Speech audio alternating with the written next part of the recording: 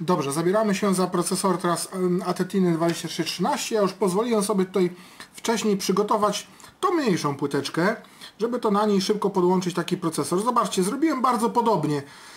Jak mówię, nie ma na środku zwarć na szynach, bo tymi przewodami, bo nie potrzeba, to jest mniejsza płyteczka, bardzo wygodna i poręczna. Jedyne co zrobiłem, to przewodami połączyłem dwie szyny zasilania po przeciwległych końcach tej płytki, dzięki czemu spójrzcie, również już później bardzo krótkimi przewodami podłączyłem zasilanie procesora Atetiny 2313, bo jak widzicie w nocie aplikacyjnej jego zasilanie to tylko na dwóch nóżkach jest, na 20 VCC i na 10 GND. Tu GND, tu VCC. Widzicie, wszystko się zgadza. Tak więc pozostaje nam tylko tak naprawdę, żeby sprawdzić teraz, czy widoczny jest ten procesor, podłączyć również ISP z programatora. Zobaczcie, jak to łatwo teraz dokonać. Wypinam sobie stąd i co za problem, odkładam tą płyteczkę na bok, podłączyć to tutaj. Patrzymy sobie, gdzie są w nocie aplikacyjnej sygnały ISP. Tu mamy MOSI, MISO, SCK, blisko zasilania. Od strony zasilania jest SCK. W związku z tym u mnie będą to kabelki od fioletowego. Najpierw spójrzcie, już próbuję to z bliska, żeby to jakoś pokazać, podłączyć. A zatem biorę najpierw kabelek fioletowy, bo to jest na tej nóżce SCK, następnie MISO i MOSI. Widzicie, jaki fajny interfejs? Są podłączone, proszę bardzo, 3 przewody do procesora. Teraz pozostaje nam reset. Reset mamy na nóżce numer 1 z kolei, podobnie jak to było w Atmedze 8. No i pozostało nam jeszcze zasilanie, ale tym razem zrobię trochę inaczej. Otóż kilka słów o zasilaniu zewnętrznym. Jeśli chcecie koniecznie już nie z USB zasilania, albo macie inny programator, na przykład STK200, który nie ma zasilania wyprowadzonego i trzeba byłoby procesor zasilać z zewnątrz w jakiś sposób. Tylko teraz w jaki? No właśnie, to jest ważne, dlatego ja pozostawiam te dwa piny zasilania, jak widzicie, niepodłączone, nawet w programatorze zworkę, słuchajcie, zdejmuję w tym celu, żeby w ogóle nie przechodziło. Ale uwaga, teoretycznie powiedziałem, że pozostawiam dwa piny zasilania zdjęte i podłączyłem tylko ISP, MOSI, MISO, SCK i reset. Czy to jest dobrze? Oczywiście jest tutaj jeden wielki babol i błąd, który popełnia mnóstwo początkujących. Otóż jeśli nie zasilam z zewnątrz, to oznacza tylko i wyłącznie, że nie podłączam pinu VCC, ale muszę podłączyć koniecznie masy programatora i programowanego układu.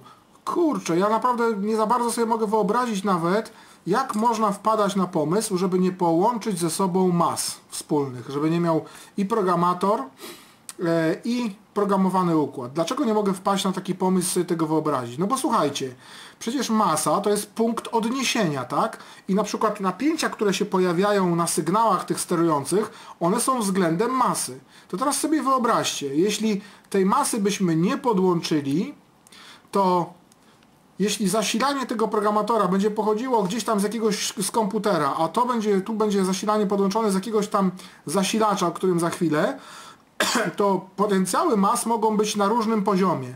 W związku z tym, jeśli nie połączymy wspólnych mas programatora i urządzenia, to się może okazać, że sygnały wysyłane na przykład plus 5 V z programatora względem tej masy z urządzenia z zasilacza zewnętrznego mogą być za niskie i przestanie to wszystko działać. Więc słuchajcie, podstawa jest zawsze jedna. Jak łączymy ze dwa urządzenia ze sobą, to masy muszą być zawsze wspólne podłączone, czyli wtykam ten przewód masy, tak? A tylko jak widzicie pozostawiam niepodłączony ten przewód zasilania, zawiązałem go tutaj na supełek.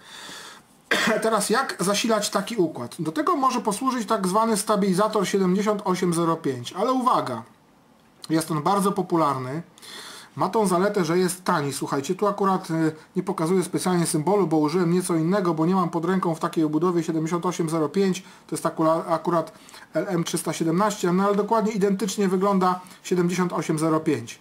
I teraz uwaga, on jest tani i czy on ma jakieś zalety? No zaletą na pewno jego jest to, że stabilizuje dobrze napięcie, powiedzmy, tak?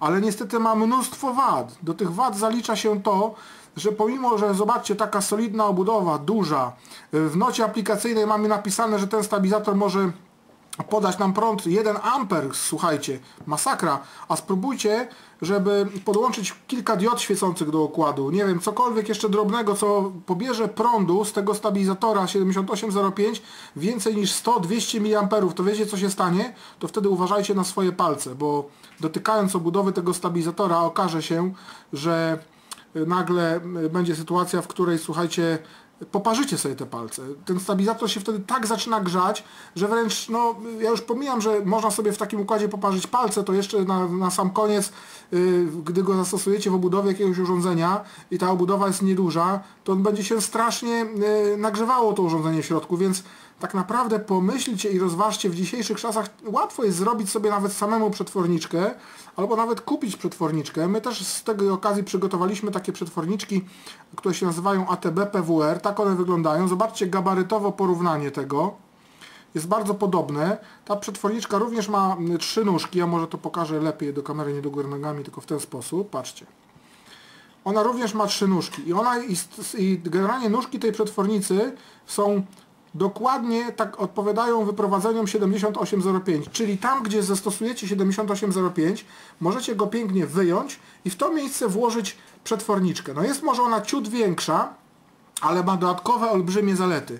Może pokażę tutaj taki rysunek, na którym będzie takie porównanie zgrubne tych dwóch układów. Proszę bardzo, zobaczcie, po lewej stronie mamy przetwornicę, po prawej stronie mamy 7805. I teraz jak widać, ogromne zalety przetwornicy są takie, że po pierwsze, nawet tu specjalna ikonka pokazuje, że nawet jeśli będziecie potrzebowali z niej pobrać prądu w układzie do 800 mA, wyobrażacie sobie, jaka to jest różnica w porównaniu do 7805, który już, jak widzicie, przy 200 mA i więcej grzeje się i wręcz można nim zasilać kaloryfer i ogrzewać mieszkanie, otoczenie i tak dalej.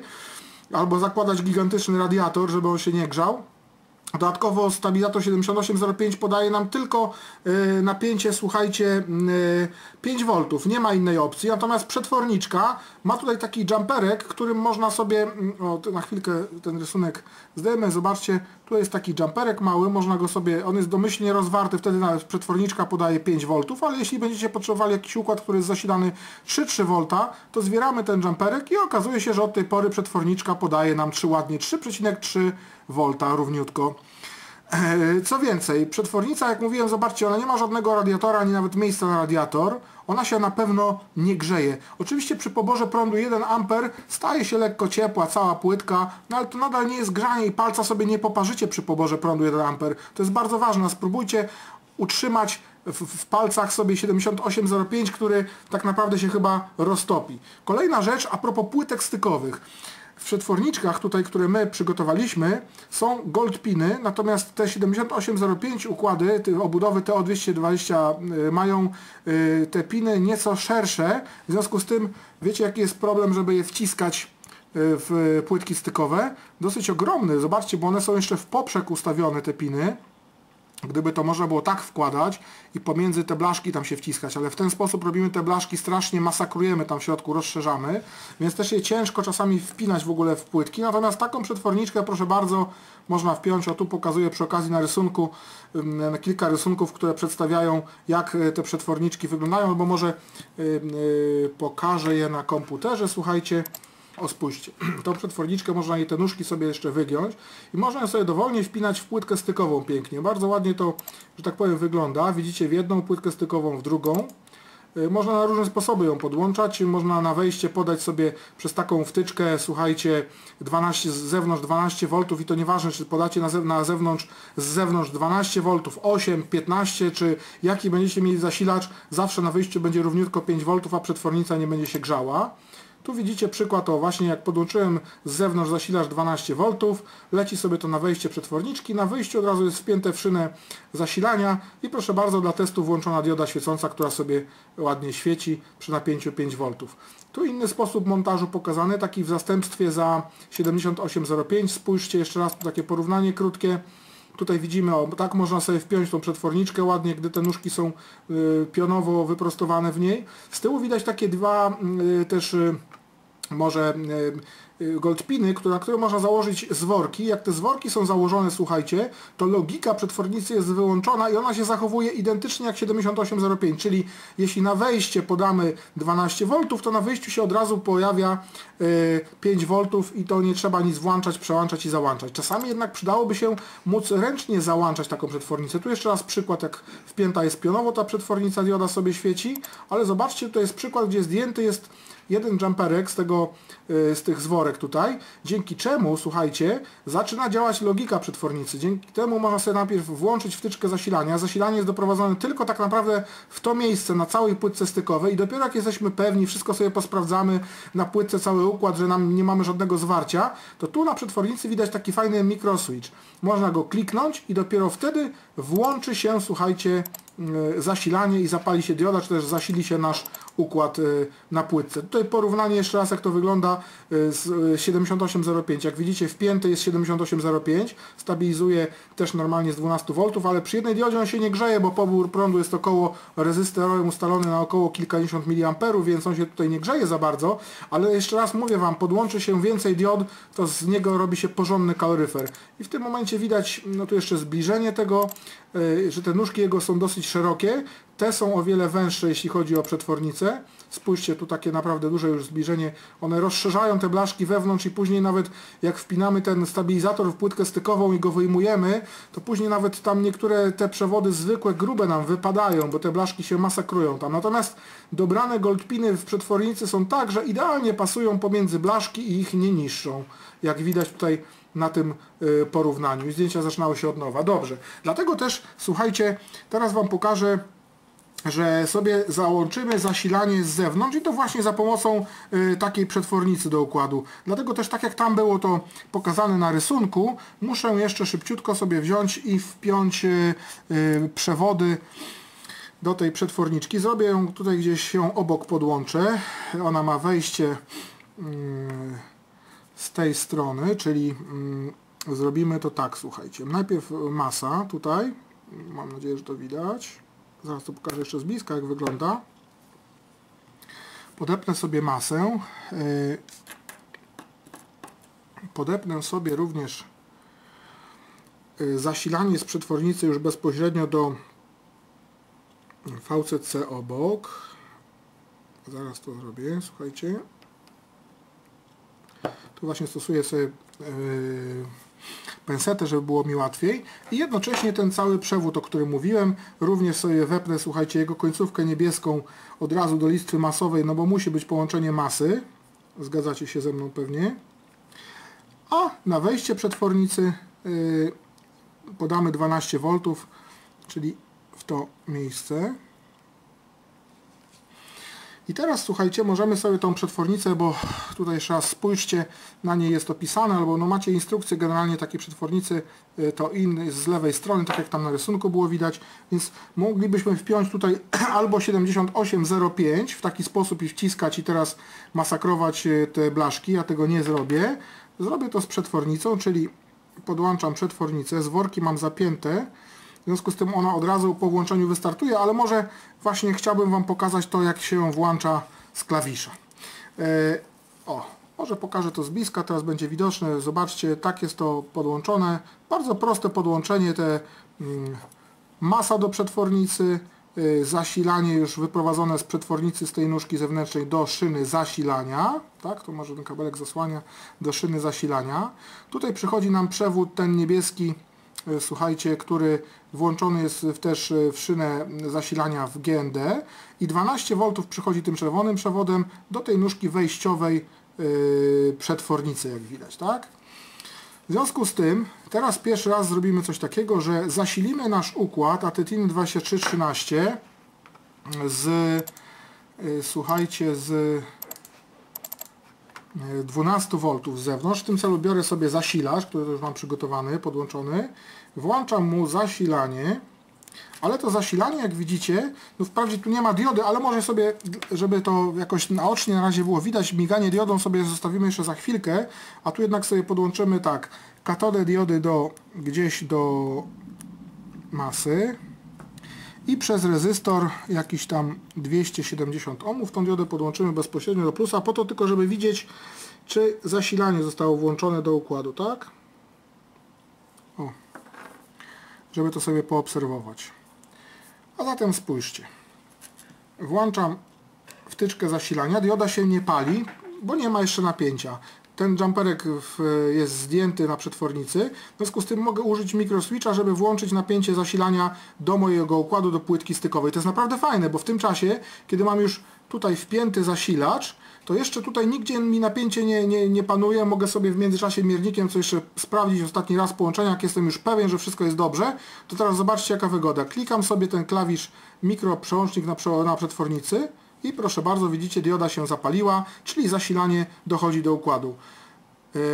Widzicie w tym momencie, że dioda z kolei zielona się nie pali na programatorze, z worka jest rozłączona, czyli zasilanie 5 V w tym momencie nie idzie i nawet nie można podłączać z komputera, ale ponieważ programator jest pięknie buforowany, to ja mogę sobie, słuchajcie, go teraz podłączyć i zaraz zobaczymy, jak to wszystko nam zadziała. Podłączam programator i teraz zobaczcie, mamy taką oto sytuację, że jest sobie programator podłączony do USB, zasilania nie doprowadza do naszej płytki stykowej do procesora. Procesor jest zasilany z zewnątrz z 12 V przez przetwornicę i ustawioną na 5 V. Widać, zasilanie jest podłączone, bo dioda się świeci. W tym momencie klikamy w programie MK AVR Calculator na sprawdź podłączony AVR. Klikam. Proszę bardzo, widzicie? Odczytał się procesor Atetiny 2313 oraz jego fuz bity. Ja już wcześniej z nim tutaj coś kombinowałem, bo domyślne jego ustawienia są takie, że wprawdzie jest ustawiony wewnętrzne taktowanie na 8 MHz, ale słuchajcie, włączony jest fuz bit CKDIV8, który powoduje podział przez 8 częstotliwości taktowania. W związku z tym fabrycznie on również działałby jako na taktowaniu 1 MHz, tak? Przez nasz program również byłoby to wszystko pięknie wykryte i można działać sobie z MKVR kalkulatorem. Przyznacie, że to wygodne? Zobaczcie, rozłączę teraz sobie zasilanie na przykład. I co ciekawe, jak będziecie stosowali programatory, teraz uwaga, USB ASP, które nie mają buforowania, czyli nie mają tego scalaczka tutaj takiego buforującego, to takie rozłączenie i włączenie zasilania, jeśli zasilamy układ z zewnątrz, zwykle powoduje, że programator USB ASP się zawiesza i trzeba go ponownie wyłączać z USB i włączać, żeby on się zainicjalizował, żeby mógł działać. W tym przypadku widzicie, że po wyłączeniu zasilania, nawet jeszcze raz sobie to na waszych oczach zrobię, wyłączę i włączę i zobaczcie, że programator cały czas pięknie działa. Naprawdę sprawdźcie to na swoich programatorach, które macie kupione za tam naprawdę te 20 zł czy 5 zł. I zobaczycie, że są problemy, że będzie trzeba ten programator USB ASP resetować. Dlatego nawet jak robicie sami, to ja właśnie zawsze mówię, podpytajcie mnie, to ja wam podpowiem, jak zrobić to buforowanie we własnym programatorze USB ASP i zachęcam do jego budowy, bo naprawdę prosta konstrukcja, otwarta, no można powiedzieć, że jak się go samemu zrobi, to wtedy rzeczywiście wyjdzie za 5 zł i to będzie słuszna cena, jak ktoś ma zdolności do lutowania. Jeśli natomiast nie potrafimy lutować, jeśli jeszcze się na tym nie znamy, to zakupmy gotowy programator, gotowe narzędzia, takie minimalne, to jest naprawdę niedrogi programator, bo niektórzy, słuchajcie, też powiem, polecają płytki stykowe dla wszystkich, nie powiedzą nawet, jakie elementy sobie kupić, żeby potem taki początkujący się nie napalał i nie nakupił sobie tych elementów, jak mówię, jak miś miodu, i powiedzmy stracił kupę pieniędzy. Do tego jeszcze przeważnie proponują, słuchajcie, o zgrozo do płytek stykowych programator, na przykład AVR Dragon, który kosztuje naprawdę kilkaset złotych, co jest już szaleństwem. Ja tu pokazuję wam minimalne opcje, dzięki którym naprawdę tanio można wystartować z tym programowaniem, jeśli takie coś kupicie. Tylko teraz uwaga, z mojej strony padnie podpowiedź, co warto dokupić do płytki stykowej na początek, żebyście naprawdę nie zaczęli szaleć i nie kupować nie wiadomo czego. Warto dokupić na pewno sobie wyświetlacz. Na początku niech to będzie mały wyświetlacz 2x16. Naprawdę wystarczy i nawet na tak niewielkiej płytce będzie go można podpiąć. Nie ma co kupować na początek większych wyświetlaczy LCD. Warto sobie kupić kilka elementów tak pasywnych, dyskretnych. Zobaczcie tutaj na ten rysunek, ja go może pokażę, który sobie tu już przygotowałem, opisałem. zdjęcia. O, i tutaj zobaczcie sobie, taki specjalny rysuneczek przygotowałem. Już go otwieram, otwórz za pomocą, przeglądarka fotografii systemu Windows. O, to jest moja porada dla początkujących, co sobie kupić na początek, naprawdę, bez szaleństwa. Kilka rezystorów o mocy 0,125 W konkretnie podpowiadam, bo później ktoś przylatuje na forum, mówi kupiłem rezystor, pani mi w sklepie dała, czy pan tam, już nieważne, o mocy 5 W. Może być? No pewnie, że może, tylko po co taki wielki ci rezystor, tak? Więc tak wyglądają mniej więcej rezystory i tu macie porównanie wielkości, bo rezonatory kwarcowe każdy wie jak widać. I tu podałem, żeby sobie kupić po kilka rezystorów takich wartości. 220 ohmów i oznacza się R literką na schematach często, 470 ohmów, 560 ohmów. Więcej nie musicie na początek kupować. Kupcie tych kilka rezystorów i będziecie mogli sobie naprawdę, kilka diod świecących, tu ich nie pokazałem, będziecie mogli sobie testować. Ale również 1 kg, 2,2 kg, 4,7, 10 kg, 22 kg i 100 kg. To są takie podstawowe, które są najczęściej używane i pewnie Wam się przydadzą. Oprócz tego kupcie sobie jakąś listwę goldpin, parę goldpinów w rastrze 2,54, żeby ktoś Wam nie sprzedał w rastrze 2 mm, bo właśnie za ich pomocą będziecie mogli chociażby zrobić taką tą przejściówkę kabla ISP, jaką tu Wam pokazałem na płytkę.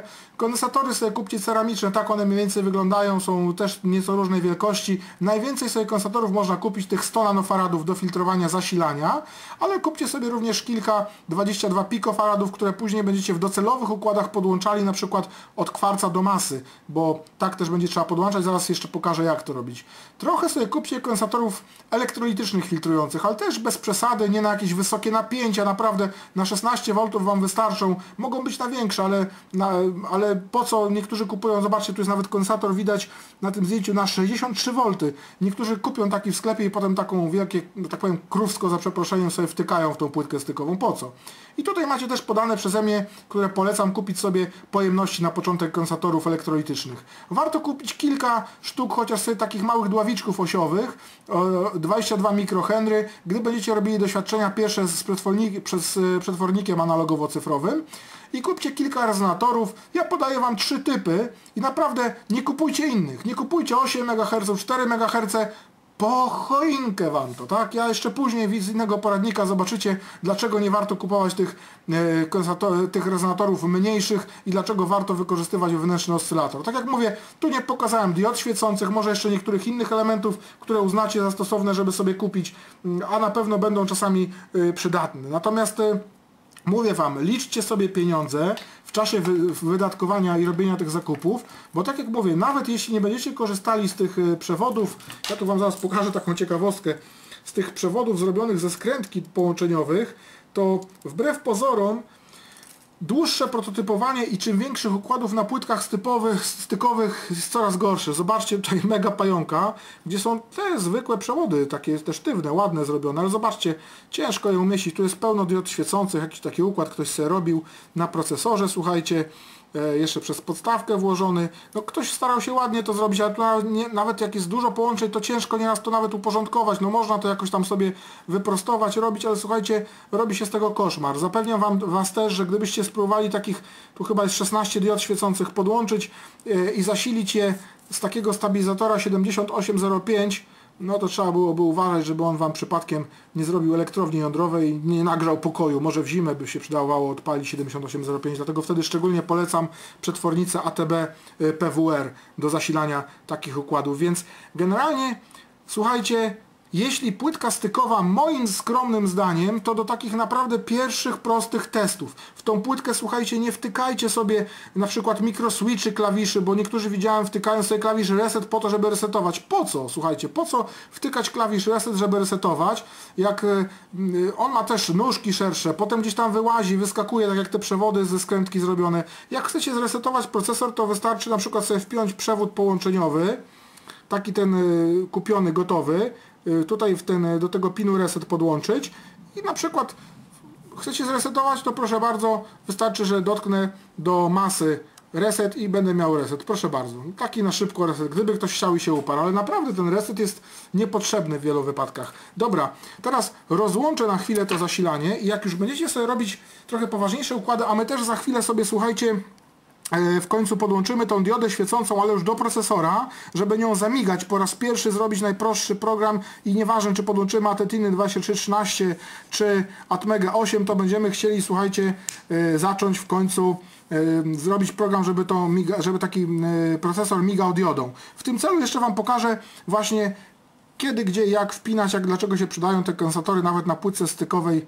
filtrujące zasilanie. Otóż jak wezmę sobie na przykład procesor Atmega 8, tu będzie może mi łatwiej pokazać, to proszę bardzo, takie te małe ceramiczne, bo niektórzy też kupią kondensatory, jakieś wielkie gabaryty kondensatorów i potem jest też masakra z ich wkładaniem w płytkę. Tymczasem zobaczcie, taki niewielki kondensatorek wpięty. Kondensator filtrujący, jak sobie poczytacie poradnik, też go od razu pokażę, poradnik naprawdę na moim blogu, poradnik odnośnie filtrowania, prawidłowego filtrowania zasilania. Taki, zobaczcie, kącik porad, filtrowanie zasilania, dlaczego tak ważne. I sobie zobaczcie, że naprawdę to wszystko tu opisałem, z czego to wynika, jak, dlaczego, prosty program. O, widzicie, tu poznajecie te kondensatorki, te same płytki stykowe. Wszystko to robiłem, macie pokazane dokładnie, jak to wygląda, jak są powpinane te kondensatory, co, od czego zależy i tak dalej. Polecam. Dlatego też nie ma co wkładać tutaj, zobaczcie, jakichś kondensatorów nieraz widzimy na płytkach stykowych. Ludzie biorą takie wielkie tutaj krówsko, jakieś tam 1000 mikro nawet wtykają. Po co? Kondensator filtrujący wystarczy niewielki włożyć, na przykład 2,2 mikro i też blisko procesora. I wtedy unikniemy sobie tego resetowania procesora od dotykania na przykład paluchem. Oczywiście w tym celu przyda się jeszcze na pewno dołożyć rezystor 10 kg. Tutaj nawet jeszcze użyję takiego rezystora, albo niech będzie tego 0,125 W. Słuchajcie, 10 kg. I na przykład podłączam pin reset bezpośrednio do VCC. Króciutko, jedynka, o. Zobaczcie, podłączony jest pin reset procesora, mam nadzieję, że to jest widoczne, tutaj w tym rządku, jedynka, przez rezystor do linii VCC. Widać? Widać, o. To zaczyna być prawidłowo. Oczywiście taki procesor ma jeszcze drugie piny zasilające i szczególnie gdybyście korzystali, słuchajcie, próbowali robić doświadczenia w procesorach z przetwornikiem ADC, to zdecydowanie przydaje się po tej drugiej stronie dołożyć przynajmniej jeszcze jeden kondensator na tych liniach zasilania, kondensator, słuchajcie, 100 nanofaradów, jak widzicie, w to miejsce dołożyłem, ale także zastosować dławik do linii AVCC, czyli nie przewód żółty, tutaj wyciągam teraz, słuchajcie, ten przewód żółty doprowadzający zasilanie do pinu AVCC wyciągnę na Waszych oczach i w to miejsce włożymy sobie właśnie dławiczek 22 mikrohenry, czy tam 10 mikrohenrów, jaki dostaniecie, taki będzie dobry i spójrzcie, teraz wkładam go właśnie od VCC do pinu, od zasilania VCC, tej listwy zasilającej do pinu AVCC jest włożony dławik. Widać? Widać. I teraz można sobie przeprowadzać testy z ADC. Oczywiście w tym celu musiałbym znowu podłączyć sobie ISP i programator i oczywiście zasilanie z programatora, co jest moje ulubione zasilanie. Polecam Wam to robić, zasilanie z programatora, bo słuchajcie, jak naprawdę będziecie kombinowali nie tak jak trzeba z tym zasilaniem zewnętrznym, to słuchajcie, później jest więcej szkód niż zysków z takiej zabawy dziwnej. Dlatego pierwsze testy wykonujcie sobie w ten sposób, że podłączamy sobie, tak jak to już było wcześniej, MOSI. Ja tu te kolorki już pamiętam na pamięć z rysunku, jak widzicie, MISO, SCK i zobaczcie, jak to szybko wychodzi takim moim interfejsem ISP do procesora, zasilanie, masa i plus, proszę bardzo. Zobaczcie znowu, szybciutko zrobione zasilanie, procesor prawidłowo tym razem podłączony, czyli ma również reset podłączony przez 10 kg do VCC, ma podłączone filtrowanie zasilania niewielkimi kondensatorami, nawet dławik tutaj jest, może żeby było widoczne, oto tak to pokażę, nawet jest dławik do zasilania do AVCC. Jeszcze pokazałbym Wam ten przypadek błędu w MKV kalkulatorze, kiedy przestawimy procesor na zewnętrzny, słuchajcie, na zewnętrzny rezonator kwarcowy. W tym celu znowu włączam programator, włączam tym razem znowu zasilanie zewnętrzne, biorę sobie MKV kalkulator, klikam sprawdź podłączony AVR, proszę bardzo, pięknie, nawet widać tu w tym momencie, jeszcze Wam nie pokazałem, w programatorze jest jeszcze jedna dioda świecąca, jak klikam sprawdź podłączony AVR, to widzicie pewnie czerwona dioda sobie miga, która nam teraz za szybko tu kliknąłem na ekranie komputera, dlatego obitam to, ale klikam sobie, to widać tą czerwoną diodkę w tym miejscu, zwróćcie uwagę, słuchajcie, może to pokażę w jakimś tam zbliżeniu, żeby mi to ostrość załapała, o. Już ostrość łapie i tu nad moim palcem będzie dioda, jest dioda świecąca czerwona. Klikam i ładnie się ona zapala. Sygnalizuje mi, że następuje komunikacja programu MK4 Calculator przez programator z procesorem. Jak widać, wszystko ślicznie działa. Ale teraz zróbmy sobie, słuchajcie, kuku, czyli jak to niektórzy mówią, zablokowanie procesora. W cudzysłowie zablokowanie. Naprawdę nie ma co się tego bać. Spójrzcie. Klikam sobie opcję, nawet w zakładce FUSy uproszczone. Jak się nie znacie dokładnie, nie wiecie, o co tu chodzi w tych zakładkach, to naprawdę przełączajcie się na FUSy uproszczone. Przysięgam wam, że nie zablokujecie sobie procesora. I zobaczcie, nawet jeśli zrobicie coś takiego, ustawiam sobie kwarc na taktowanie procesora zewnętrznym kwarcem, ale nie takich niskich wartości, tylko kwarcem większym od 8 MHz. Zaprogramujmy sobie zatem, tu widzicie, że na górze FUS-bity zmieniły się na FF. Robimy sobie zapis, FUS-bity i wykonaj. Przeprogramowanie przeszło pięknie, ale teraz procesor chciałby działać z kwarcem, więc spróbujmy go wykryć, czy da się wykryć. Problem, widzicie? Tak jak mówiłem wam wcześniej w tych punktach, to również ten błąd może oznaczać, że po prostu nie ma taktowania procesora zapewnionego. Być może jest z zewnętrznego kwarca i w tym momencie, jak mówię, niektórzy lamentują, płaczą, o Boże, co ja zrobiłem, zablokowałem sobie procesor. Nie, spokojnie. MK4 kalkulatorem nie udało ci się zablokować procesora i nawet teraz uwaga, ciekawostka, jeśli masz pod ręką kwarc wcale nie większy niż 8 MHz, zobaczcie, wam pokażę to naocznie. Mam kwarc, słuchajcie, sami sobie przeczytajcie, ile jest? 6 MHz, prawda? Czyli mniej niż 8. Tymczasem ja go sobie wpinam w nóżki XTAL1, XTAL2, tylko żebym je dobrze tutaj dojrzał, o. I co więcej, słuchajcie, pokażę wam dziwną rzecz. Otóż podłączam ten kwarc do nóżek XTAL1, XTAL2, ale bez kondensatorów 22 pikofarady do masy. Niektórzy powiedzą, zgroza, opowiadam herezję, tak nie można. A owszem, można tam, nie słuchajcie, można, jak sobie testujemy na płytce stykowej, to kto mi zabroni? Mogę podłączyć i niektórzy powiedzą, ale bez tych kondensatorów to nie będzie działało. A zobaczycie, że bzdura, będzie działało. Obiecuję wam to, proszę bardzo, włączyłem kwarc nie dość, że mniejszy niż 8 MHz, nie dość, że bez kondensatorów, to klikam sobie sprawdź podłączony AVR i proszę bardzo, co mam?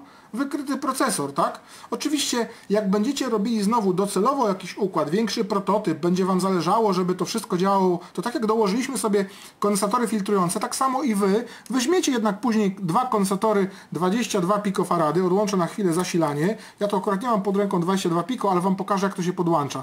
I ten kwarc, jak tu będzie podłączony do tych nóżek XTAL1, XTAL2, to proszę bardzo, te dwa kondensatorki sobie podłączycie do masy w ten sposób. O, spójrzcie, pokazuję, jak to łączyć, bo naprawdę niektórzy łączą dosyć kondensatory, próbują na tej szynie. O, widzicie, kondensatorek włączony od jednej nóżki. Czy to jest dobrze widoczne? O, teraz tutaj chyba widać, tak? On sobie idzie, tutaj mamy rezonator, ale czy go nie wpiąłem za daleko? Oczywiście jest za daleko, więc on ma być wpięty o tutaj, tak? I drugi kondensator 22 piko musiałbym wziąć, ale czy ja mam pod ręką jakiś taki kondensatorek, żeby wam to zademonstrować? Nie mam, dlatego zasymuluję sobie tym kondensatorem 100 nano z tego AVCC. I drugi kondensator, załóżmy, że to jest 22 pikofarady, proszę bardzo, do drugiej nóżki wpinam i też do GND od kwarca. Także żebyście potem nie mówili, że Kardaś wam w poradniku polecał, że można docelowo podłączać w swoich układach, jak już robicie na płytkach już docelowych, że nie warto podłączać kondensatorów. Jak najbardziej warto je podłączać, zdecydowanie nawet trzeba, ale jak testujecie, to zobaczcie, tworzy się tych kondensatorów pełno. Ja wam gwarantuję, że w procesorach AVR można je wyjąć, te 22 piko, i jak widzicie, na samym rezonatorze kwarcowym będzie działał. Proszę bardzo, jeszcze raz odczyt, wszystko zadziałało. Dobrze, to jest moment, kiedy w końcu przechodzimy do pierwszej próby zapalenia czy migania diodą naszego procesora. W tym celu, jeszcze raz odłączam na chwilę zasilanie, podłączam diodę świecącą, słuchajcie, do pinu na przykład, już otwieram sobie notę procesora Atmega 8. Słuchajcie, gdzie ona mi się tu otworzyła? Tutaj, trochę zmniejszę sobie to, bo nic nie będzie widać. I słuchajcie, chciałem podłączyć sobie do pinu tego tutaj skrajnego, czyli to będzie PB1 do 15. Podłączam ją zatem katodą. Może w ten sposób, tutaj na drugą stronę. Zobaczcie, jak to jest podłączone. Widzicie nóżki? To znaczy tutaj widać ta nóżka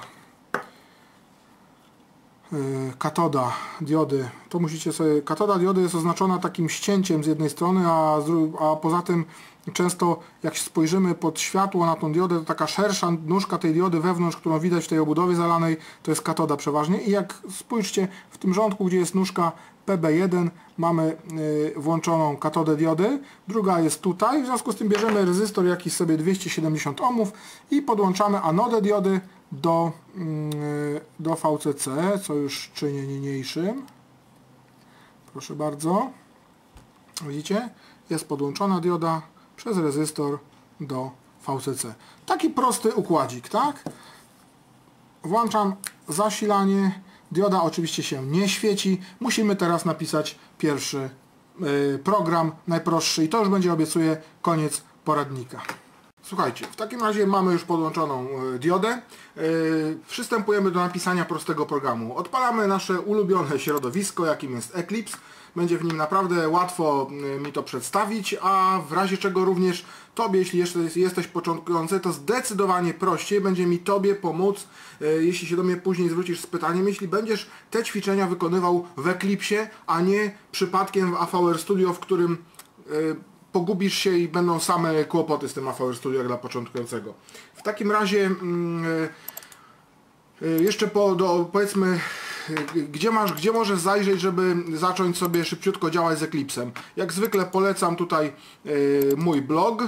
Już przechodzimy na niego, spójrz, jak nie będziesz wiedział, jak to sobie zainstalować, jak przygotowywać środowisko do pracy. I tutaj masz taki kącik Eclipse'a, proszę bardzo, i możesz sobie wejść w link Eclipse instalacja Atmel Toolchain. Tu są przy okazji takie dwie wersje omówione instalacji całego Eclipse'a, jest również filmik pokazany, więc myślę, że nie zabraknie Ci informacji fajnych, żeby to sobie jak najszybciej zacząć.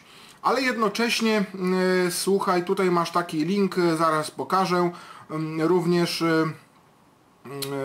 dlaczego Eclipse. Warto tutaj zajrzeć, jak nawet już lubisz Eclipse'a i go wybierzesz, ale dopiero z nim zaczynasz pracę, to tu na dole jest dosyć fajny filmik, lekcja pierwsza, która jest dołączona tak naprawdę na płycie DVD do pierwszej mojej książki, przy czym w książce masz jeszcze tych lekcji takich na temat Eclipse'a kilka, więc generalnie też zachęcam ponownie do zapoznania się z moją książką, która naprawdę bardzo wygodnie wprowadzi Cię bardzo łatwo i szybko w ten świat. To jest właśnie tu, możesz się zobaczyć, wejdziesz na stronę Atmel, wydawnictwo, następnie w mikrokontrolery AVR język C i tu właśnie jest mowa o tej książce, jest spis treści, płyta DVD. Polecam, jak również polecam opinię czytelników, bo mówię, ja nie będę się wypowiadał na temat książki, poczytaj sobie opinię czytelników o niej. Dobrze. Dlatego pominę tutaj, powiedzmy, jak to środowisko zainstalować, jak zacząć, bo te materiały masz już wyraźnie przedstawione. W takim razie tworzymy pierwszy projekt. Też jakby całego wstępu do Eclipse'a nie robię.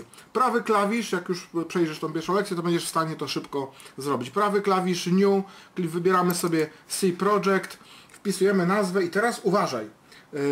Wpisujemy sobie nazwę pierwszy, załóżmy, zróbmy taką nazwę sobie. Pierwszy AVR. I spójrz, co zrobiłem. Zrobiłem spację w nazwie folderu, bo później niektórzy piszą, a pojawia mi się jakiś dziwny błąd i tak dalej, nie wiem, z czym to jest związane, a tymczasem mają przyzwyczajenia albo do wstawiania spacji w nazwy projektów, albo zapisywania ich do folderów, w których są spacje, czy tam polskie znaki. Nie róbcie tego, a przy okazji pokażę Wam, czym to może skutkować. Oczywiście później sobie to łatwo i szybko naprawimy. Wyłączamy profil debug, o tym pamiętaj, to jest bardzo ważne, gdy tworzysz nowy projekt w Eclipsie. Działamy tylko na profilu Relays. I tutaj można wybrać procesor oraz ustawić częstotliwość taktowania, ale my to okienko sobie pominiemy. Ja zwykle lubię to robić w następnym kroku. Zatem klikamy tutaj Finish. I proszę zobaczyć, utworzył nam się ładnie tutaj w tym miejscu projekt pierwszy, spacja AVR. Spacja, zaraz do tego wrócimy, zobaczymy, co to powoduje. Niemniej jednak, jak już tu jesteśmy, to możemy teraz wejść w Project, Properties. I tutaj proszę bardzo, teraz nam się nawet pojawi okno do wyboru częstotliwości taktowania. Myśmy ustawili, zdaje się, częstotliwość na 8 MHz, więc proszę bardzo, ustawiamy. Wybieramy również sobie nasz mikrokontroler, a mamy tutaj Atmega 8. Nie jest istotne, czy to jest Atmega 8L, Atmega 8A, naprawdę nie jest to istotne. My wybieramy Atmega 8, Apply robimy, OK. i w tym momencie mamy skonfigurowany procesor oraz jego taktowanie. Nie zapomnij o tym miejscu w Eclipsie, bo jak się zapomni tutaj ustawić częstotliwości, to później ludzie mają problemy i gdzieś tam w kodzie próbują na podstawie jakichś naprawdę kocich blogów wpisywać sobie w kodzie hash define w CPU. O tym jeszcze za chwileczkę. W tym momencie, w tym folderze, w tym projekcie możemy sobie zrobić new i tym razem już C albo C source file, czyli nasz pierwszy plik projektu mine.c. Słuchajcie, finish. I teraz przechodzimy do pisania naszego pierwszego projektu. Nawet jeśli nie do końca się orientujesz, nawet jeśli na razie nie masz tej książki, tak, o której w kółko powtarzam, i powiedzmy, no chciałbyś i tak pierwszy raz cokolwiek spróbować z tym zrobić, no to jeśli nawet nie rozumiesz, to wpisz to, co ja tutaj wpisuję. Hash include, control spacja, avr io.h. Nie mogę teraz tego tłumaczyć, ponieważ no, to nie jest tematem poradnika i za dużo by czasu zajęło. Hash include, niemniej jednak podpowiem tylko, że dołączam tutaj tak zwane pliki nagłówkowe, systemowe. Drugi będzie odpowiedzialny za opóźnienia, których sobie użyjemy, żeby migać diodą. I piszemy główną funkcję programu. Int mine w nawiasie void, ponieważ nie przekazujemy do niej żadnych argumentów. Nawias otwieramy klamrowy, klikam Enter, zobaczcie, Eclipse sam mi doda drugi nawias klamrowy. I żeby zapętlić główną funkcję, żeby z niej program nie wyszedł, to robię sobie szybciutko while 1. Zamiast polecenia return, o proszę bardzo, tak można sobie zrobić szybciutko szkielet programu. Zgadza się? I w tym momencie zwróćcie uwagę, no już można byłoby ten program skompilować, ale my musimy, zresztą pokażę Wam na bazie jakiego znowu poradnika z mojego bloga, szybciutko sobie wejdziemy na bloga i tu Wam w razie czego pokażę, bo nawet w książce jakby troszeczkę o tym zapomniałem, tu macie taki fajny temat piny, porty, AVR, podstawy. Klikniecie go i tu będziecie mieli też sporo informacji podanych, albo nawet jeśli nie macie książki, to możecie sobie tutaj zobaczyć, jak sobie, jakie mamy rejestry wejściowy, kierunku wyjściowy, no tutaj możemy rozpoznać co i jak podłączać diodę, pierwszy raz klawisz i tak dalej. I my właśnie tą wiedzę wykorzystamy. Ja najpierw ustawiam rejestr wyjściowy procesora, pinu. Tylko właśnie, jaki to był pin? No przed chwilą o nim mówiłem, ale zapomniałem, więc postaram się szybciutko, słuchajcie, otworzyć, proszę bardzo, tutaj mam PDF-y, jak widzicie wielu mikrokontrolerów, na których pracuję i otwieram sobie PDF-a z Atmegą 8, nieważne jak mówię L czy nie L, zmniejszymy sobie na ekranie, bo to nam aż tak duże nie jest potrzebne, tylko ja postaram się, żeby mi to nie wychodziło poza nasz ekran, o tak. I teraz spójrzcie, podłączyłem to tutaj tą diodę, prawda, tu jeszcze w kamerze pokażę do tego pinu po drugiej stronie, czyli to jest PB1. W takim razie w Eclipsie musimy rejestr kierunku wybrać DDRB i ustawić go jako wyjście. OR równa się, tą operację macie w książce opisaną, 1 przesunięcie PB1, czyli chodzi nam o ten pin. I teraz słuchajcie, jeśli to sobie skompiluję, znaczy spróbuję skompilować, bo teraz zobaczcie co się stanie. Robię kompilację. I proszę bardzo, jakiś dziwolągowaty błąd mi tu wyskoczył na dole w konsoli. Zawsze sobie przełączcie Eclipse'a tutaj na dole, w tych okienkach na okienko konsole. I zobaczcie, coś dziwnego mi tu wyskakuje. Pierwszy LF, error, AVR map, no such file or directory. Błąd 1. Co tu się dzieje? I słuchajcie, ludzie się teraz zastanawiają, kombinują, co jest powodem. A słuchajcie, powód jest prozaiczny. Mam nadzieję, że dzięki temu poradnikowi raz na zawsze, jak jeszcze próbujecie gdzieś tam zaczynać programować i macie przyzwyczajenia do tego, żeby wstawiać gdzieś spację albo polskie litery w nazwach projektów, gdy się kompiluje programy tego typu, to zapomnijcie o tym. Jak widzicie, mówię Wam, przeszkadza w tym właśnie ta spacja. A zatem robię prawy klawisz, rename, i tą spację usunę poprzez wstawienie w to miejsce podkreślnika i zaraz zobaczymy, czy nie kłamałem. Teraz otworzę sobie mine.c, jeszcze raz kliknę i spróbuję jeszcze raz skompilować. Robię kompilowanie i proszę bardzo, tym razem żaden błąd mi tutaj na dole w konsoli nie wyskoczył. Jeszcze mam tutaj te podkreślenia na czerwono DDRB i tak dalej, ale to jest związane z tym, że nie zrobiłem klinowania projektu, zdaje się. W związku z tym, ponieważ zmieniałem mu ważne parametry, coś tam się wcześniej skompilowało źle, więc wchodzę w Project, Clean. Ustawiam sobie tutaj opcję Clean z Project Selected Below. Tu sprawdzam sobie, czy zaznaczony mam a widzicie, akurat nie jest zaznaczony pierwszy AVR, bo to jest mój projekt, który kompiluję. I na dole musi być to zaznaczone, ptaszek start a build immediately, czyli rozpocznij buildowanie natychmiast po klinowaniu. I opcja jeszcze build only the selected projects, czyli żeby tylko ten wyselekcjonowany projekt został zbuildowany. Więc klikam, nastąpiło wyczyszczenie, zbuildowanie.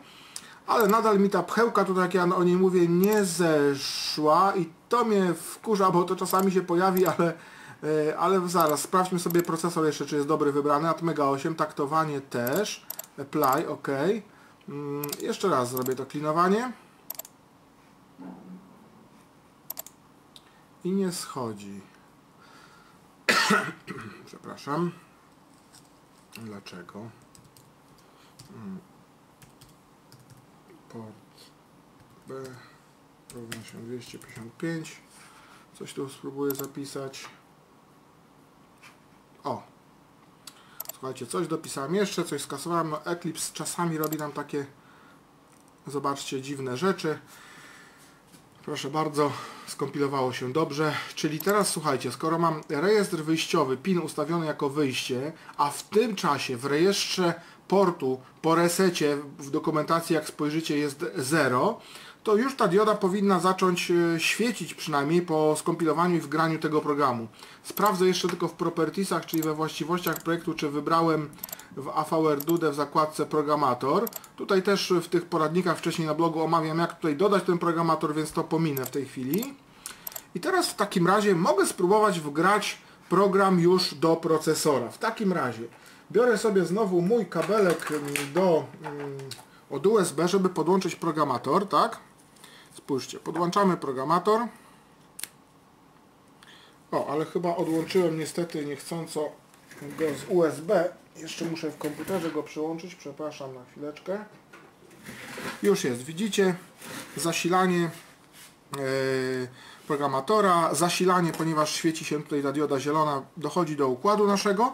Możemy w takim razie go, że tak powiem, skompilować i wgrać. Tylko jeszcze patrzę, bo mi tutaj się coś próbuje instalować USB ASP, tak jakbym go podłączył pierwszy raz, ale rzeczywiście już jest.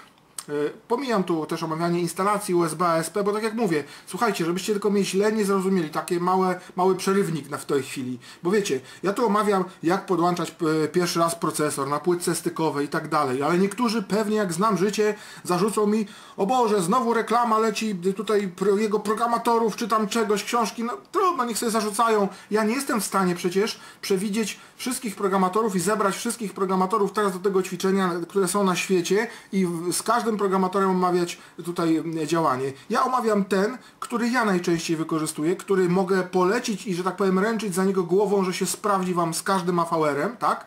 I dlatego go omawiam. Dlatego go przygotowałem. Wiem też ze swojego doświadczenia, że wielu z Was tego typu programatory samemu potrafi sobie zrobić, złożyć, czy też na innych. Czasami są pewne niuanse, różnice w tym, jak obsługiwać to z innym programatorem, więc nie narzekajcie, że ja tu opowiadam o tym programatorze swoim, czy tam o książce i tak dalej, bo nie to jest tematem poradnika. Tematem poradnika jest, jak sobie radzić, jak szybko podłączyć na płytce stykowej właśnie słuchajcie, procesor pierwszy raz i jak go uruchomić. Jeśli masz akurat inny programator, na przykład STK500V2, STK200, AVR Dragon, MK2 ISP, no mógłbym tak wyliczać bez końca, no to jeśli to tylko nie będziesz w tym poradniku, powiedzmy, miał jednej rzeczy, samej obsługi programatora, ale pewnie jak masz swój programator, gdzieś go zakupiłeś, to pewnie w tamtym źródle znajdziesz dokładne informacje, jak go podłączyć, jak skonfigurować na przykład pod Eclipse'em, jak go skonfigurować, żeby on tutaj działał. Jeśli masz problemy, no to ja mogę też pomóc oczywiście, no nie ma problemu, zawsze można napisać maila, dopytać na blogu, dopytać na forum najlepiej, bo na forum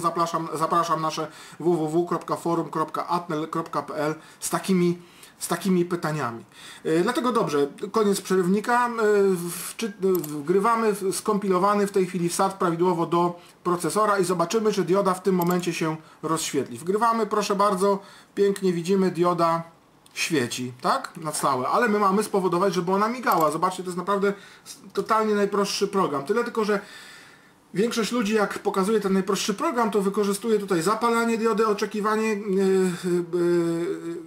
później gaszenie i oczekiwanie. Ja pokażę to z opcją XOR, żeby było to chociaż troszkę nietypowo, czyli port B, XOR równa się 1 PB1. To oznacza, że zmień mi stan bitu PB1, czyli pinu PB1 na przeciwny. Po to jest opcja XOR, tak? I jednocześnie dokładam oczekiwanie, żeby ta zmiana następowała delay ms na przykład co sekundę, czyli co 1000 milisekund. I teraz spójrzcie, wgrywamy i dioda miga. Ale jak się tak zastanowić nawet na oko, każdy z Was zaraz zobaczy i powie, no ustawiłeś co sekundę, ale widać, że to nie jest jakby co sekundę. Dlaczego? No to tu się warto zastanowić, jakie mamy taktowanie procesora, bo rzeczywiście ta dioda miga, ale jakby co dłuższy okres czasu niż co sekundę. Dojdziemy do tego. Zobaczcie. Wchodzimy w Project, Properties, w Target Hardware i sprawdzamy. Mamy ustawione 8 MHz. Ale teraz, właśnie. A czy mamy ustawione rzeczywiście taktowanie procesora fizycznie za pomocą fuse bitów, czy też rezonatora kwarcowego na 8 MHz? Oto jest pytanie. No od tego trzeba zacząć. Ja wiem, że niektórzy z Was jak zaczynają, to mówią przeważnie tak, na forach nieraz. No nie, ja piszę pierwszy program, robię wszystko, ale fuse bitów to jeszcze nie dotykałem, bo tego to się obawiam. Słuchajcie, nie obawiajcie się, naprawdę, z programem MKAVR Calculator nie ma się czego obawiać, a więc w tym momencie ja sobie odpalę program MKAVR Calculator, tylko go muszę, słuchajcie,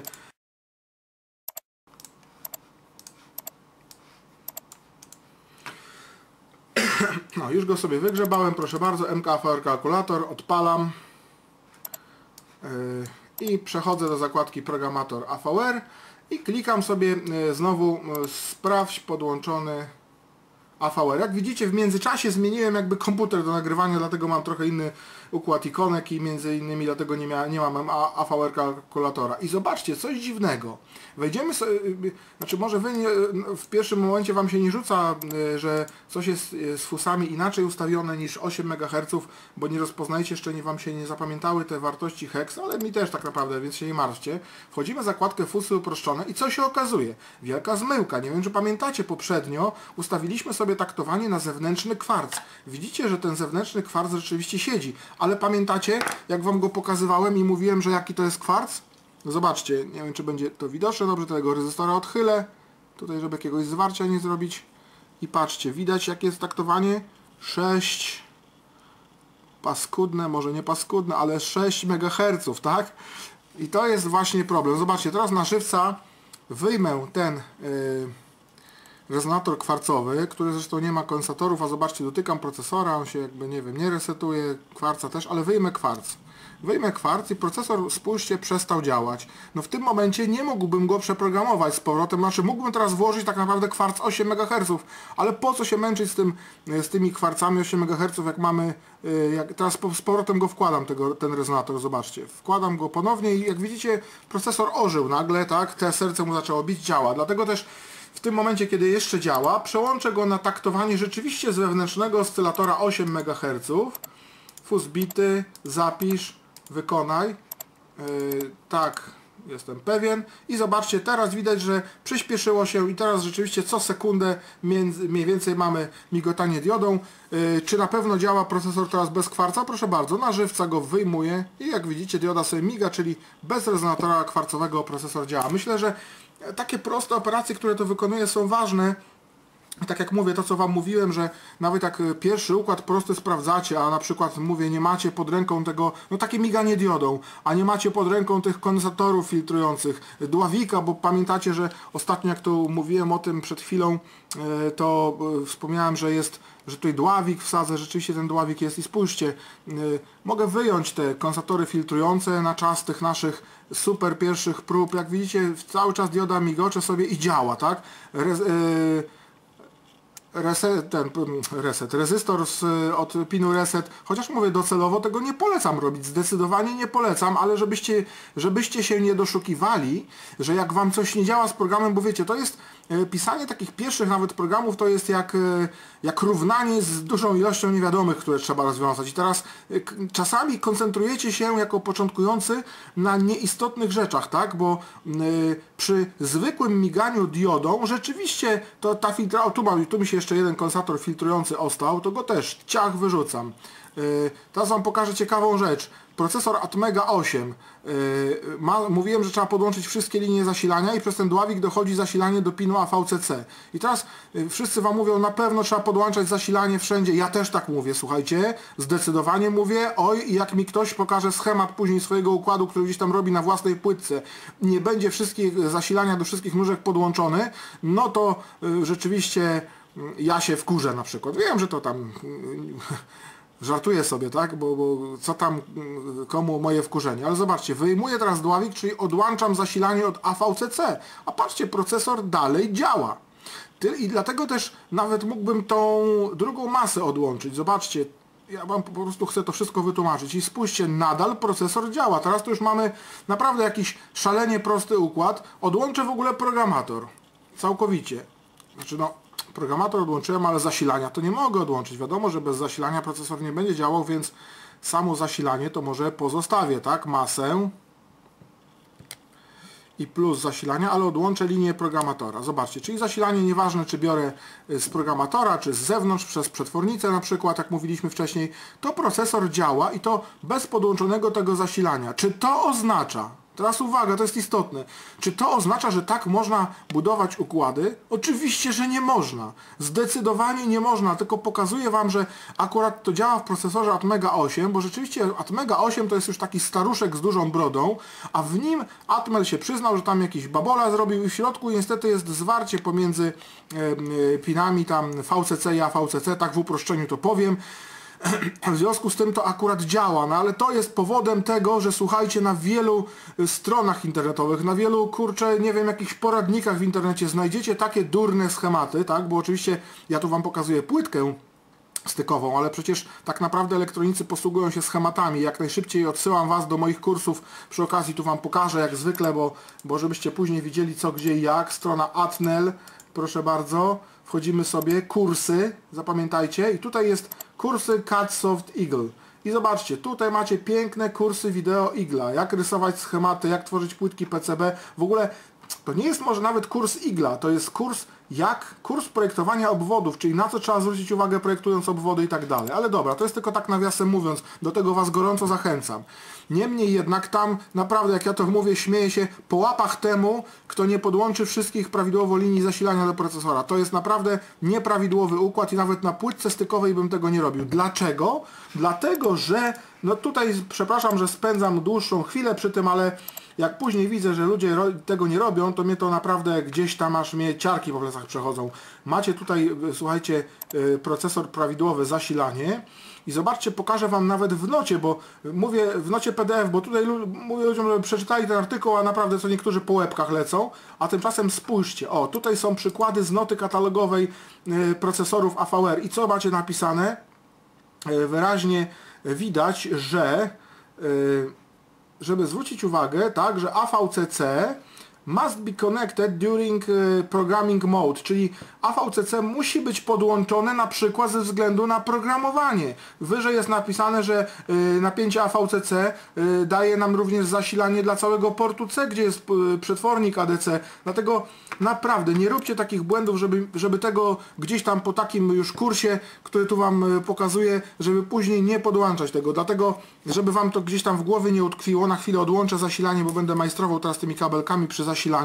Absolutnie to sobie z głowy należy wybić. Tam było, jak tam było?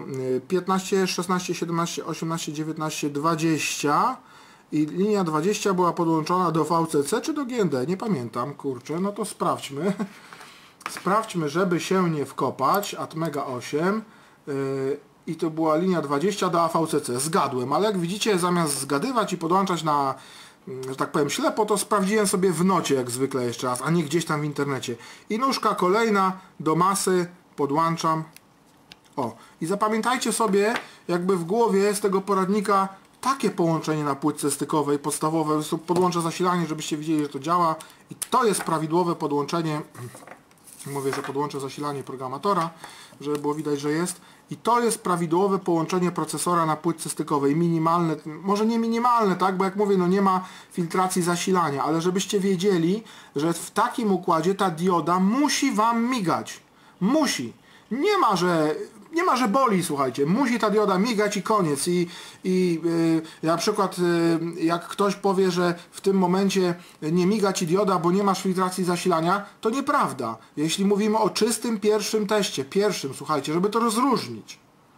Ale jak będziesz, jeszcze raz powtarzam, budował swój większy układ, nawet jak będziesz budował już później na tej płytce stykowej się męczył i takiego pająka budował, to wtedy pamiętaj, żeby dawać filtrację zasilania. A tu jak widzisz, ktoś zrobił sobie tu ode mnie taki układ i spójrz, nie ma żadnej filtracji, wprawdzie zasilanie jest z dwóch stron, tu też jest od procesora Atmega 8, czy tam 88, ale brak żadnej filtracji i tak dalej. Oczywiście ten układ no też działał, ale się tego nie zaleca, żeby nie dawać filtracji zasilania później, bo tak jak mówię, później mamy gęsto pełno takich postów czy zapytań, że słuchajcie, co się dzieje? Nie wiem, pomocy, dotykam procesora palcem, a on mi się resetuje. Kurczę, słuchajcie, jak się wszystko dobrze zrobi, wszystko dobrze połączy, masy są połączone, wszystko jest dobrze połączone, to zobaczcie, no dotykam paluchem tego procesora, kurde, i mi się nie udaje go resetować, tak jak wam, co niektórzy opisujecie.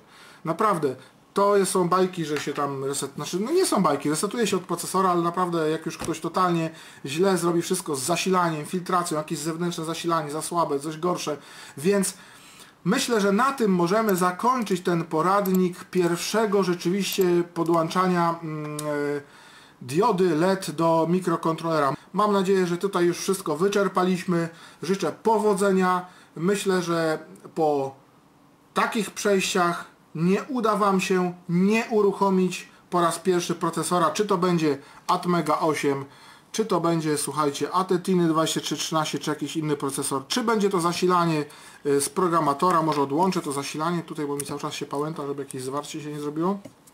Czy to będzie zasilanie z programatora, czyli z USB ASP, czy to będzie zasilanie zewnętrzne, ale słuchajcie, jeśli zasilanie zewnętrzne, to proszę was, nie chodzi o to, żebyście na siłę stosowali przetwornice, o których mówię. Możecie stosować sobie 7805, jak lubicie parzyć palce.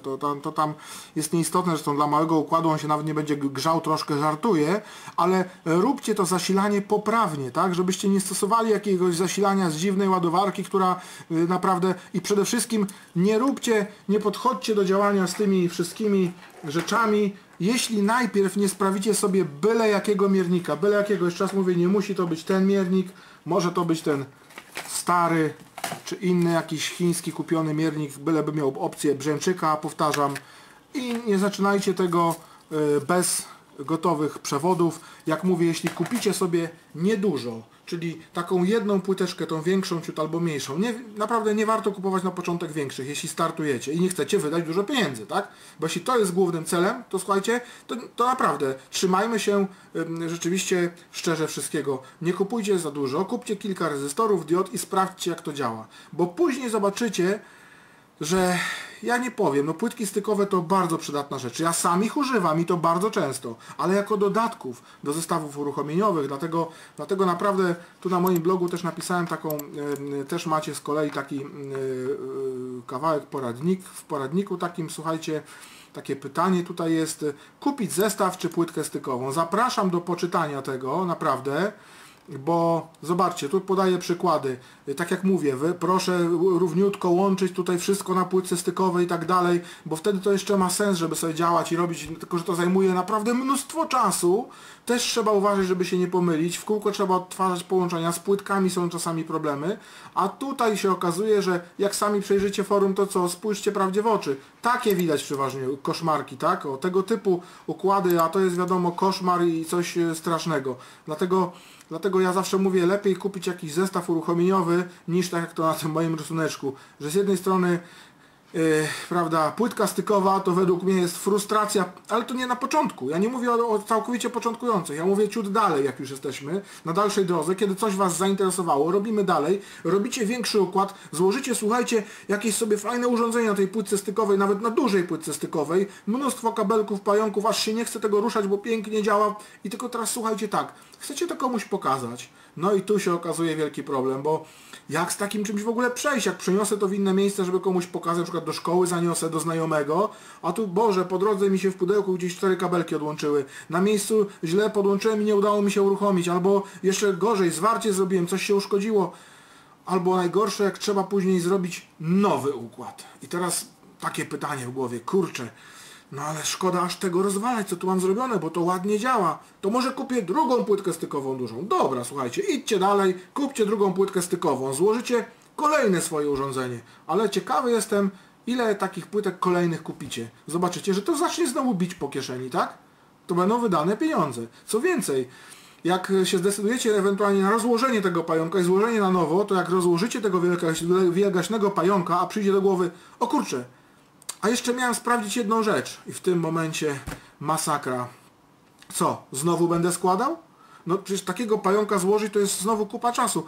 I dlatego niesamowicie przydają się zestawy uruchomieniowe, tak? Na później. Ja nie mówię, że na początek. Na później się przydają zestawy uruchomieniowe, a do nich jak najbardziej te płyteczki. I dlatego w tym moim poradniku mówię o tych małych płytkach, bo słuchajcie, później ich nie wyrzucicie. Natomiast jak nakupujecie sobie tych wielgaśnych płytek stykowych, to uwierzcie mi i zapamiętacie moje słowa. Później, kiedyś, jak będziecie już sami tworzyć nawet, bo wiecie, to nie chodzi o to, że trzeba kupić zestaw uruchomieniowy. Przecież zestaw uruchomieniowy, tak samo jak programator, słuchajcie, USB-SP, można zrobić samemu, więc ja nie mówię, że trzeba kupić i to jeszcze koniecznie nasz zestaw uruchomieniowy, bo zestawów, jak mówiłem, jest dużo na rynku, więc każdy może cenowo dobrać coś dla siebie, ale chodzi o to, że a można go również zbudować we własnym zakresie. I są przykłady, gdzie ludzie sobie zbudują i ja uważam, że to jest też super podejście, żeby zbudować własny zestaw, bo po pierwsze, daje Wam to trochę doświadczenia i w lutowaniu, i w projektowaniu. Wiadomo, że na początku będzie trochę trwało, ale jak go zbudujecie, to zobaczcie, przede wszystkim uzyskujecie bazę.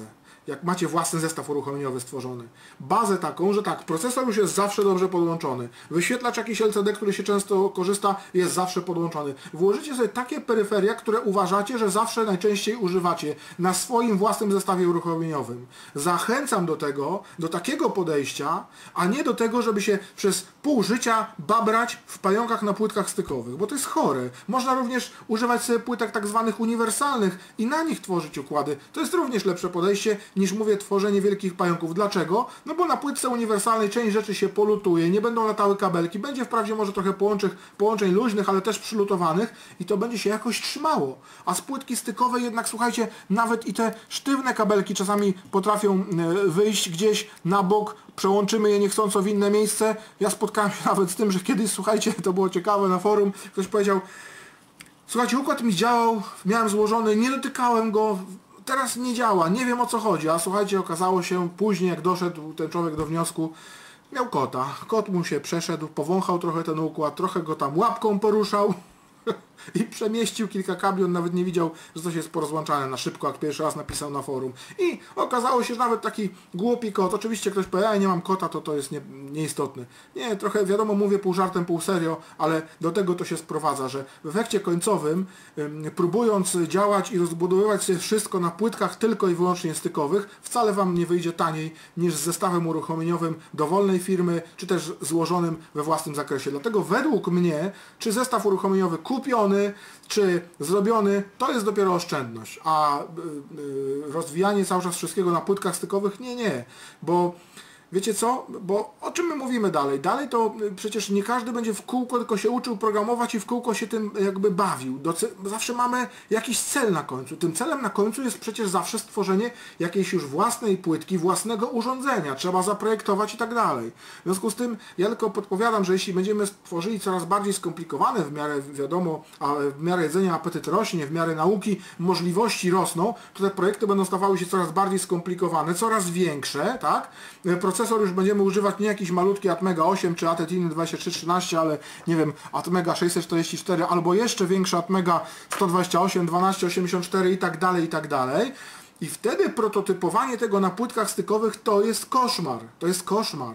I co najgorsze, początkujący się za to czasami zabierają na płytkach stykowych i później tak wyglądają właśnie. Tak, nic mi nie działa, kurczę, już mam tego dosyć, koniec w kąt rzucam na 2-3 lata, nie chcę tego widzieć, tak? A przy okazji jeszcze się okazuje, że płytek stykowych dookoła pełno. Wiem, że się powtarzam, dobra, ale już kończę, tak na zakończenie postanowiłem sobie taki wywód zrobić, więc tak jak mówię, najlepszy wybór, gdzieś tam później docelowo, to właśnie jak widzicie i płytka stykowa, i zestaw uruchomieniowy. Zrobiony czy kupiony, to już jest nieistotne, dlatego poczytajcie, zapraszam jeszcze raz do bazy wiedzy na naszym blogu, na naszych stronach, na naszym forum, na które jeszcze raz serdecznie zapraszam. Do widzenia, pa, do zobaczenia w następnym poradniku.